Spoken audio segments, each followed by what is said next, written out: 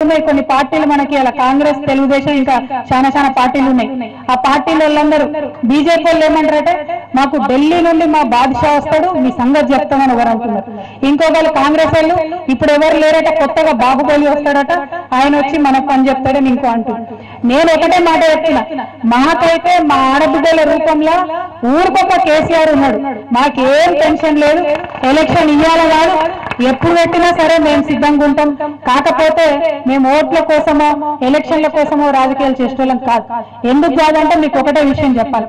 మన నీళ్ల పథకం చెప్పిన కదా, ఇంటింటికి నల్ల పథకం, మన ముఖ్యమంత్రి గారు ఒకటే మాట అన్నారు, నేను ఎలక్షన్ కాడికి మీకు ఇంటింటికి 2019 కాడికి మీకు ఇంటింటికి నల్లబెట్టి నీళ్లు ఇవ్వకపోతే ఓట్లు కూడా ఆడదాని చెప్పినటువంటి నాయకుడు, దమ్మున నాయకుడు, ధైర్యమైన నాయకుడు మా నాయకుడు.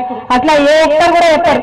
కనీసం ఒక సర్పంచ్ గారిని సర్పంచ్ సార్ మనం ఎన్నికలలో ఎత్తి చాలా మాటలు చెప్పినా చేయకపోతే రాజీనామా పెడతామంటే పెడతాడా?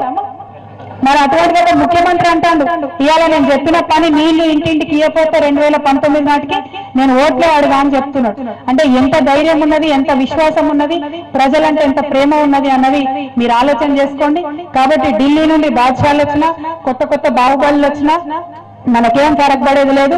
2019లో కూడా ఎన్నికలలో ఖచ్చితంగా గెలిచేది టీఆర్ఎస్ పార్టీయే, తెలంగాణలో ఎగిరేది గులాబీ జెండా అని మళ్ళొకసారి మీ అందరికీ తెలియజేస్తూ మా ఆడబిడ్డలందరికీ ప్రత్యేకించి పేరు పేరున నమస్కారాలు చేస్తాను.